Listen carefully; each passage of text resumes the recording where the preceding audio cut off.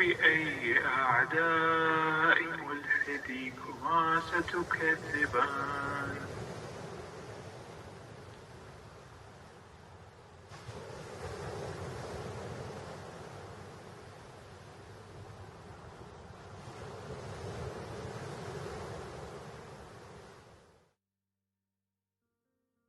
Hello and welcome to my YouTube channel. Today we are going to start a series called The Voice. This series is all about providing a platform where some guest speakers will be sharing their stories, their struggle and experiences they had in their journey from being a Muslim or an Islamist to become a humanist, where many people will come to know that they are not alone and it is okay to doubt, to ask questions and to seek answers. Without further ado, I'd like to invite a dear friend of mine and an honorable guest. She will introduce herself and share her journey with us.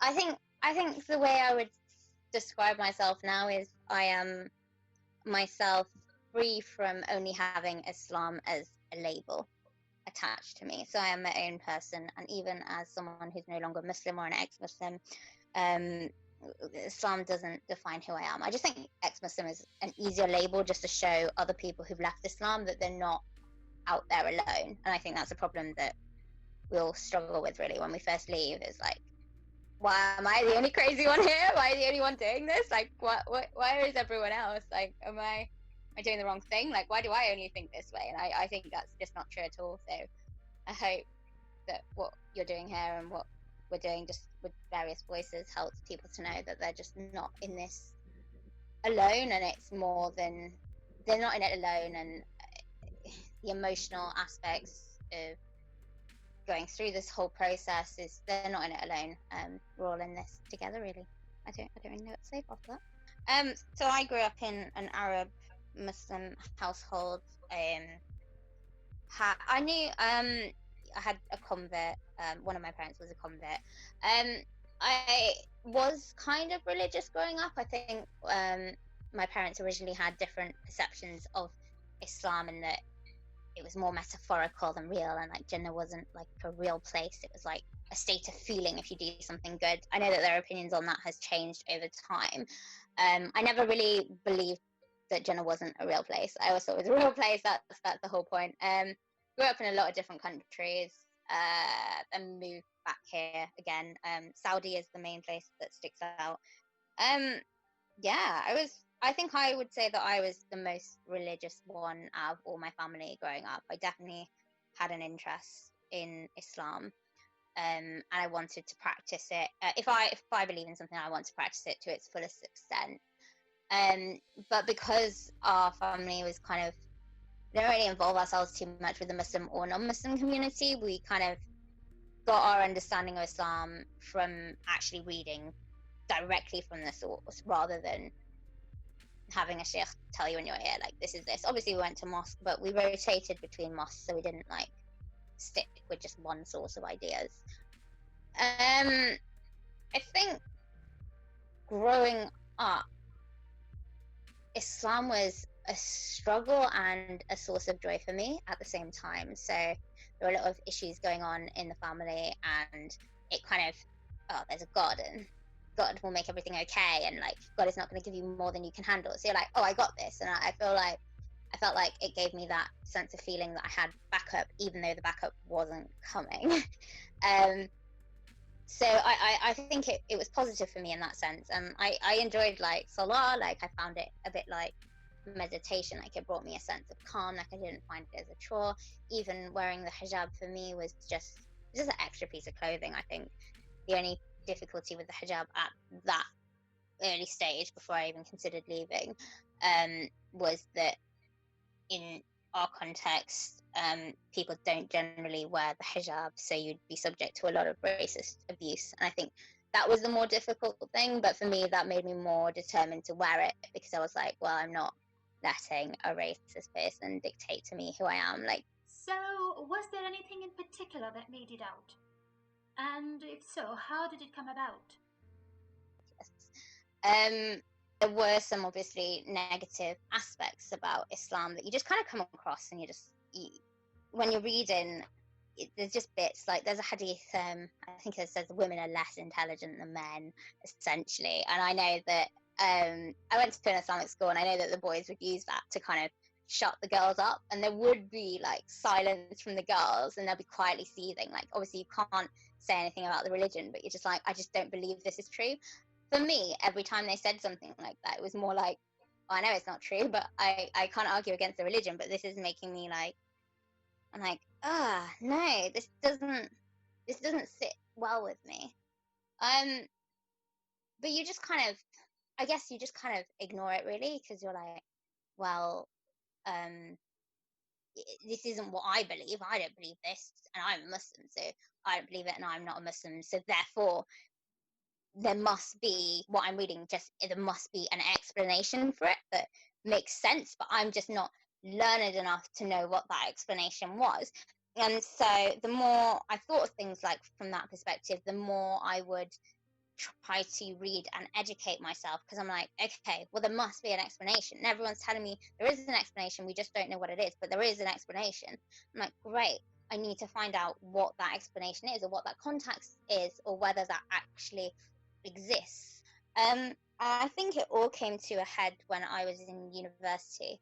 I went to a university which wasn't diverse at all, and us hijabis were talking, and we realized, like, in all of our classes across all of our courses, no one was approaching us to make friends with us. We always had to approach them and get them over their fear of scary Muslim, which was annoying. But you expect, in a non-diverse area, I almost expect not to have to overcome that barrier, because they've only got one source of information, which is the media, and it's very negative at points. There's not many positive portrayals of Muslims in the media, I'll be honest. So how else could they not dehumanize us? Then I don't know. So we decided to put together like this Islamic Awareness Week. I'm personally, and I know my family, is against any form of giving dawah.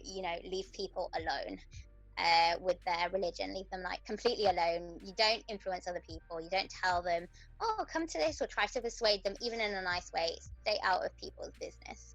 And I firmly believe, and still do stick to that. If you want to remain Muslim, remain Muslim. You don't want to be Muslim, don't be Muslim. Or you want to be Christian, you want to be Hindu, like, be whatever you want, as long as you're not harming anyone. I could not care less, and I'm not here to change your opinion on anything. I do what makes you happy. So I assumed that this was generally let's teach people that we as Muslims are humans, we're not scary people, don't be scared of us, essentially, and expose them more to Muslims so that it's normalized in their head, and you're not subject to more racist abuse, or just people being very fearful from you, even though you've not done anything. Like, you've literally done nothing. You just go there, you just smile, they're already automatically terrified and trying to determine if you're like a good or bad person. It's awful, because you internalize it, and you're like, they're looking at me with fear, or they're saying, when they initially met me, they were terrified of me because they didn't know if I was going to be one of those. And you're like, oh, it's awful to... Let's say we flip the scenario of an Islam Awareness Week to an ex-Muslim Awareness Week. Let's say for Muslims to attend. Would this be more, less, or equally difficult? What do you think? It's a difficult question. It's an interesting question. I think based on the types of friends I made as a Muslim, my Muslim friends' perception of freedom of religion is very much, well, not just freedom of the religion, but do whatever you want to do. Even my most religious Muslim friend wouldn't, like, when I left, it wasn't a big deal, and I completely and utterly had their support. It wasn't even like a conversation that I felt I needed to bring up. It was just, to them, they already knew I left the minute I took off the hijab, because I followed it, and when I stop following something, it means I probably don't buy it anymore. And they were more than supportive. I think if it was outside of my class of friends, it might be difficult if I was to come up and say ex-Muslim atheists are a thing. But I have a difficulty with doing that in that particular university environment, just because there's already that fear that they don't look at when you're wearing, like when I was in a hijab, I wasn't looked at by someone who was a non-Muslim as being a human like being. It was initially looked at as, I'm fearful of you and what you are, and it's like, I haven't done anything. I'm a human. Like this piece of cloth on my head now, when I take it off now, like even now, it surprises me. So things that I would never like, just people's reactions to me are completely different now that I'm not hijabi, and it makes me really upset to think that I was dehumanized by a piece of cloth that really shouldn't have made a difference for them. But back to your question, yeah, I think it would be difficult, but I don't know whether it would be helpful to do it in the form of an Islamic Awareness Week so much, in the form of, sorry, an Atheist Awareness Week so much as one-on-one conversation, because I think when you will have one-on-one conversations with people, there's a more human element to it, and people do, at least in my experience, and it's not everyone's experience, and it does depend on the context. Obviously, you definitely can't do this in Saudi Arabia. You ask it, you're not going to come out of that. But I think, at least here, I found that if you speak about your stories and your experiences and your emotions, people can empathize with it, and they might not necessarily agree with what you have to say, and I don't need them to, but they're more understanding. And I think there's been a greater shift in awareness to the fact that people are and can leave Islam or can practice Islam in the way they want to, and I think that's only a positive thing. Do you think Muslims around the world are practicing a reformed Islam, and it's any different from its original pure form? I think one, there's like a lot of different answers to this question. I think it depends on what you define Islam as being. If you mean literally just the pure black and white text source books, say the Hadith and the Quran or whatever, then sure, there's been a change from it, but I think that it depends on how people interpret it, and different people interpret it in their own way and pick and choose various things. So there's a lot of things. I think if you approached a Muslim directly and say, are you following a reformed Islam?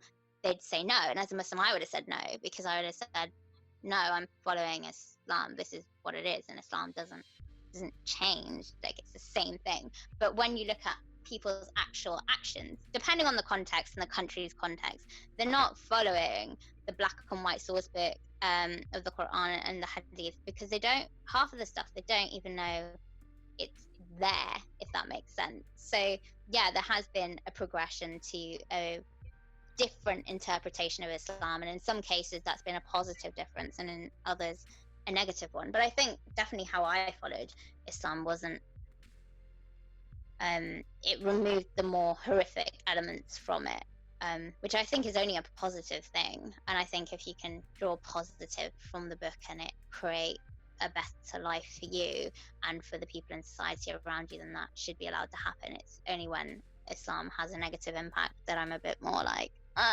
this isn't acceptable anymore. I don't know if that answers your question. How do you feel about it? I think, well, in my opinion, when you pick and choose something, you are reforming it. Regardless of the context you want to put it in, it's reformed either way. And in this modern age, following Islam in its original form is impossible. Picking and choosing is therefore reforming it. People who follow Islam in its true and unchanged original form are groups like ISIS, and the consequences of this are horrifying. True Islam is illegal, take an example of these groups. And one more thing I'd like to add, that Islam in its true form is a horrible, horrible thing. And in this current modern society, there's no place for it. Yeah, well, not just that, it goes against what you feel is right. But I think to add to your point, some Muslims will look at that and be like, I can't follow that, but it's not because they think that's Islam. It's like, this is not my Islam. This isn't how I see Islam to be. I couldn't possibly look at it that way. So with me, I had a lot of cognitive dissonance going on. So if someone confronted me with the black and white, like the sex slave thing, I was like, oh no, this isn't in Islam. And they'd be like, this would generally be the far right racist people who'd be like, no, this is in your religion, this is what you believe. And I'm like, no, I don't believe that. I'm Muslim and I don't believe that, and I don't think that's right, and I don't think that that's in my religion. Like, you're just so horrified by certain parts of it, like it doesn't exist. And I think sometimes what happens is, from other people, there's almost like a shift. They're like, no, you have to believe this, whether it be from someone who's Muslim or someone who's not. They're like, you have to believe this because it's in your text. But I think you can be a Muslim and just not, I don't know. But there are valid criticisms. So it's like, going back to why I left, or what started my journey of leaving. So we had that Islamic Awareness Week, and this guy came in, Abdurrahim Green, to give us a talk on how to answer those difficult questions. What I found out later was this was actually a talk on how to give dawah, so I wasn't too pleased that I was in this. And he had an interesting approach. He was like, there was a room full of about 150 of us. He was like, think of the worst questions, the hardest questions you could ask about Islam. Like, if you're faced with that question, you're like, oh, I don't know, this is weird, I felt awkward. So obviously you had the things like Aisha's age, you had a load of things, the 4 wives, the stupid women comment, and people brought up the sex slave thing. I never realized the sex slave thing was even there. Obviously I'd read in the Quran, but I didn't know that that's what that meant. I just saw, I could read it and I could see it, and I saw that as right hand possession, but I didn't know what that meant, and I wasn't curious enough when I read it to find out what is meant by that. And when I heard that question being asked, particularly when you look at the fact that if you're gay, you can't be in a same sex, you can't have relations with someone who's of the same gender as you, even though they're consensual. You can't consent to sex outside of marriage, or you can consent to sex outside of marriage, but it's haram. It's haram to have sex outside of marriage. It's haram to be with someone who is of the same gender as you. It's haram to do this. It's haram to do that, even though they're all consensual. And then this one non-consensual act is halal. It threw my mind into confusion. And I remember turning to my friend and being like, if this is true, I will not, and I cannot be a Muslim. And she was like, no, it's not, this isn't true. Like, this isn't true at all. So we put all these questions anyway forward. And then he says, I bet you thought I was going to answer it. Now I'm going to ask you to answer that question. And I'm like, this is ridiculous. I'm just like, hi, yeah, no, this isn't acceptable. I'm like, it's not acceptable to rape someone. That's just not acceptable. That's not acceptable conduct or behavior. And I said to him, if that is the case, I cannot be a Muslim because it just isn't acceptable. He was like, well, hold on. Then he goes about telling us then how we can answer these questions. And I felt like I wanted to give him a chance, and I felt like it was more how he approached this whole thing was more how to persuade someone to believe that this is right, rather than let's tackle the issue of whether this is like right or wrong. And he started off with saying, well, first of all, step 1, you have to prove there is a God. And immediately you're like, this is not an answer to why you can rape someone and it'd be halal, but fine. Step 1, prove there's a God. Step 2, prove that God is only one. Step 3, prove that Muhammad is the message of Allah, the Quran, whatever. Once you've proved all these steps, then you proved that Islam is right and that God knows best, and then you just have to trust that God is right and knows what he's doing, like he knows. And I just remember being sat there being like, no. So I just went, isn't that a cult? The whole room went silent.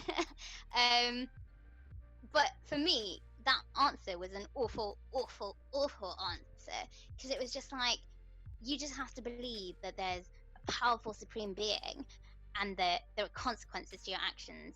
And so then once you believe that, then you have to believe that this powerful supreme being has greater knowledge than you, and therefore you can't really question it. Or you can question it, but just don't think too much about it because this supreme being knows more than you, and therefore you just have to accept it. And for me, it was like, no. At that very moment, I decided, okay, so there is a God. At this point, I still didn't believe that there wasn't a God. I believed there definitely was a God, but this God is evil.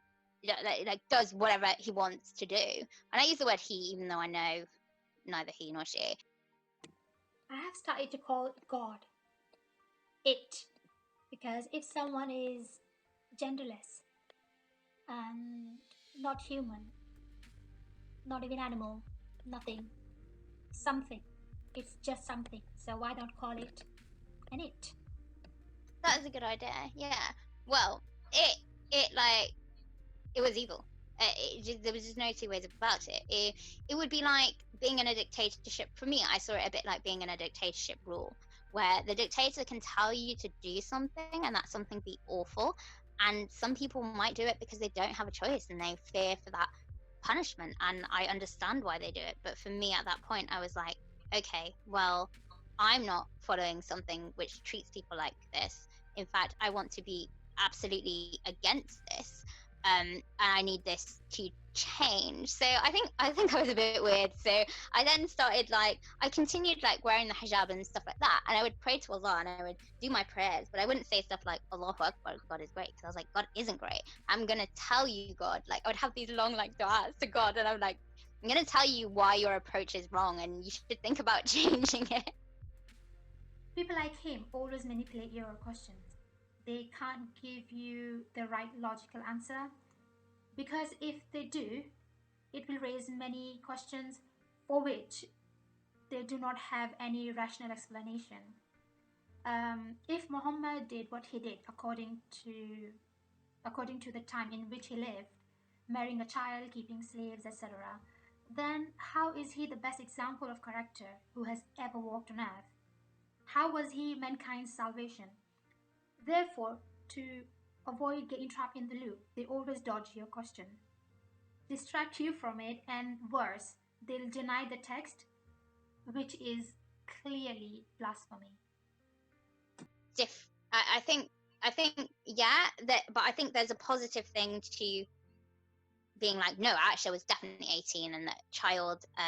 I know she wasn't, but I know that some Muslims do think like that, and I know that I thought that as well, because I just wasn't going to accept the fact that she was a child. That wasn't going to happen, because I knew that was morally wrong, and I definitely didn't want that to be a part of my Islam. So any interpretation that gave me that out, I was going to take it. And I think actually that's a positive thing. I think where the negative comes in is where you say, no, this is definitely not part of Islam at all, and this doesn't happen to any Muslims. And that's not true. Within some contexts, people do believe that and do allow for child marriages, which should be completely abhorrent.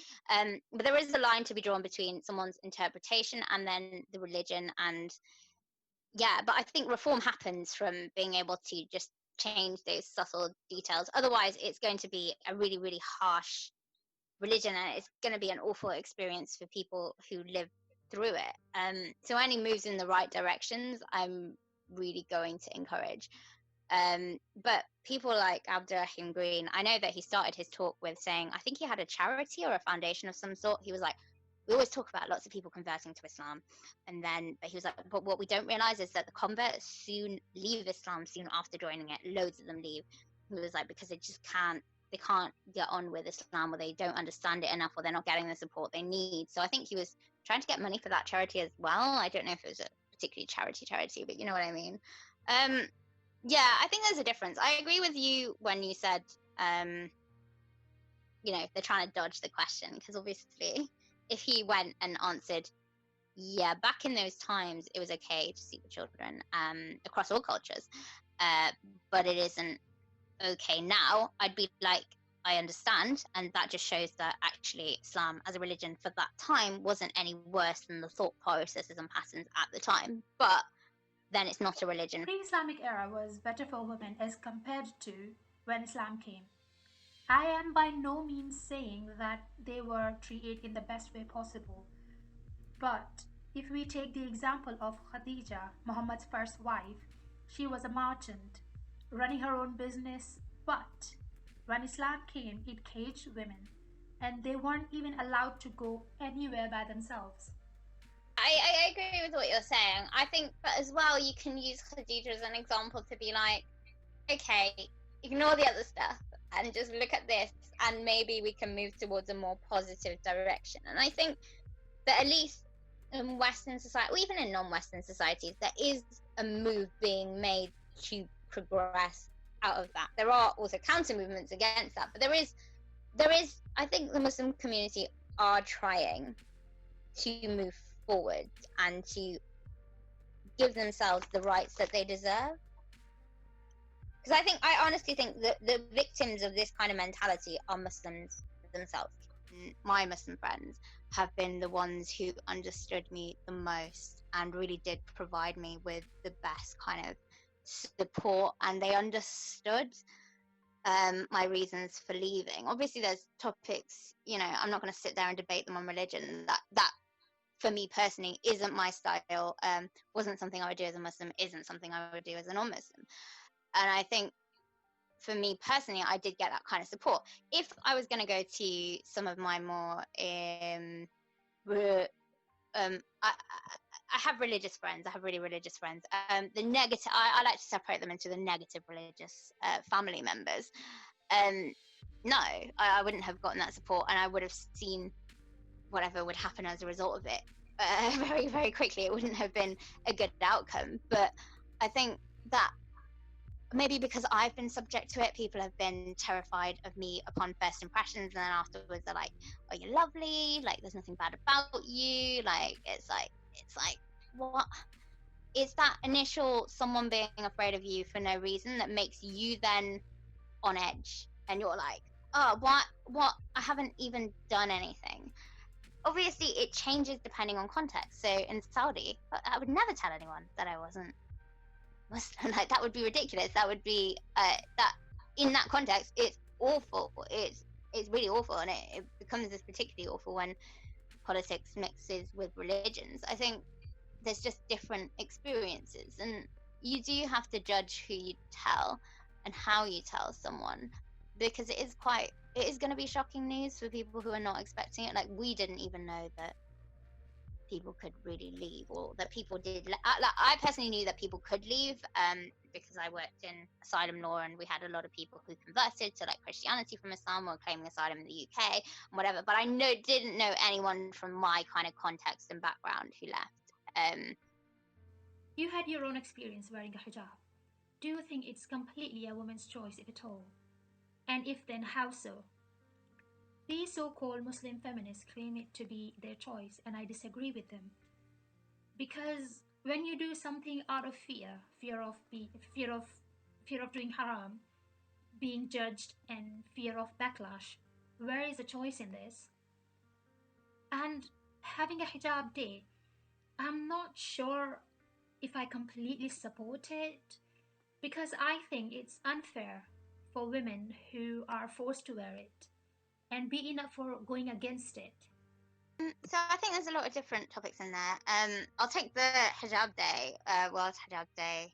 I'm completely for. I think in terms of, I think I'm for the no hijab day as well. I think in terms of the abuse, at least that I've and my friends have faced within this country, from having to wear the hijab and the assumptions of what it means to wear a hijab, and it's just generally the abuse and the people staring at you and distrusting you instantly because you're suddenly a symbol of Islam, and like, you are responsible for every single action that every single Muslim takes. Like, I'm not Daesh. I haven't got anything to do with them.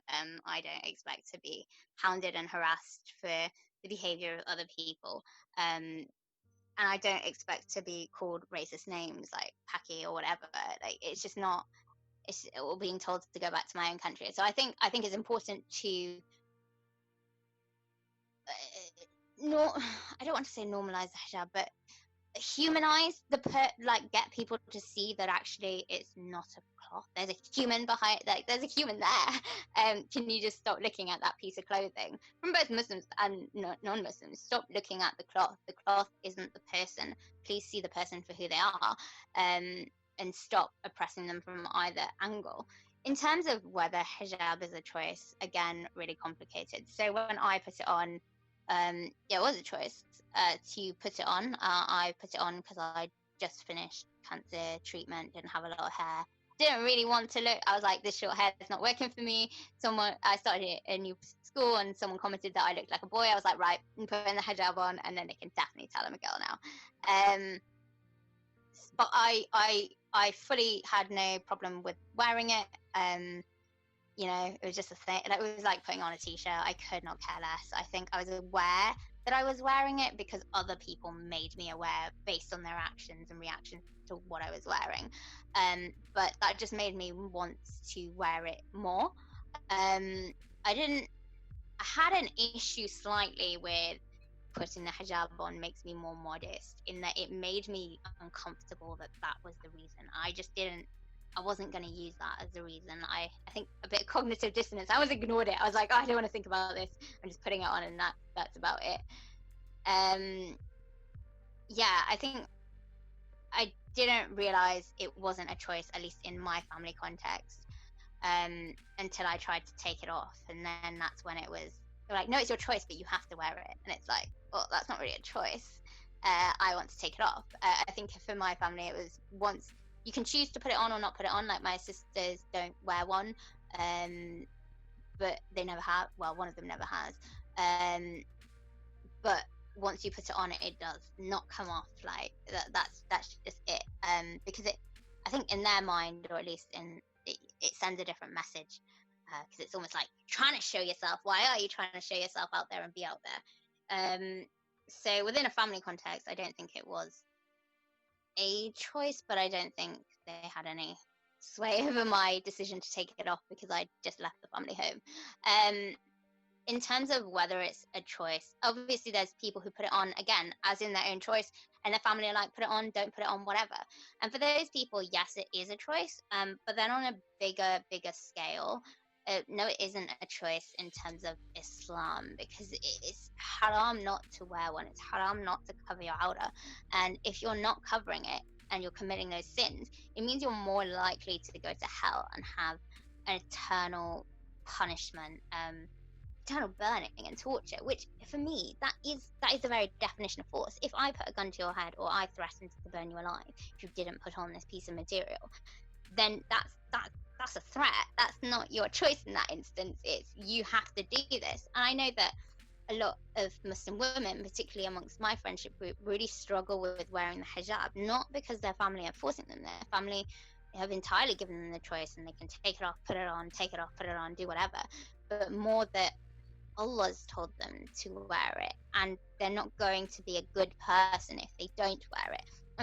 And they really have this like internal struggle and battle with like their identity and their self, and trying to be a good person but trying to be themselves, a battle which I personally never struggled with, but it is really hard to see them go through that. And it has made me realize that hijab isn't really a choice, but you can choose to put it on, but the threat behind the choice is but I certainly had an issue with the fact that our testimony was only half of that of a man. It didn't make any logical sense to me. It doesn't make any sense. Like it genuinely, there's nothing to it. And in fact, I think for me, and with some of my other Muslim friends as well, we were more annoyed with the fact of what that meant, particularly in sexual assault and rape cases, and how that impacted the victim, and made it almost impossible. So there's countries where if a woman comes forward and says she's been subject to sexual assault, then obviously she won't have, if she has no other physical evidence, she won't have the witnesses she needs to prove it, or unlikely to. But the fact that she's come, I don't know, I think I'm going off topic here, but the fact that she's come forward and admitted it means she'll be punished for having relations outside of marriage, but he'll be left to be because there just simply aren't enough witnesses, or if there are, they weren't of the right gender, so there just weren't enough of them, or that her testimony is worth less of his. I think as women in Islam, we're almost held to a higher standard than men, even in terms of the rules being applied. So there's always an emphasis on women's awra being covered, but men's are just kind of left. No one really talks about it, even though their rules are so like few in comparison that it's like I don't understand. They're not even held accountable to these rules as much. I do wonder why. I mean, it's not surprising there's that shift towards it because a lot of your scholars and a lot of your imams, they're just mainly going to be male. So the religion is always, I mean, it's already a patriarchal religion. It's already a religion that's favored in terms of men, but having it run by men and opinions coming from men and generally the knowledgeable people being only men means that it influences how the religion is applied. And I think it particularly negatively impacts Muslim women more than it already would. I think all religions have been made by men for men, and in Islamic societies, women are always treated as second-class citizens. The only difference I see between sex slaves and wives is just a label. Otherwise, there isn't any, and they're never heard or have been listened to. Even so, their silence is supposed to be their agreement. And of course, there's no way they're going to say no. They don't want to be punished by the Almighty, do they? I mean, yeah, I had an experience specifically with the quiet and saying yes thing. So there was a guy, he came over our house and he wanted to propose. I was just 17 at the time.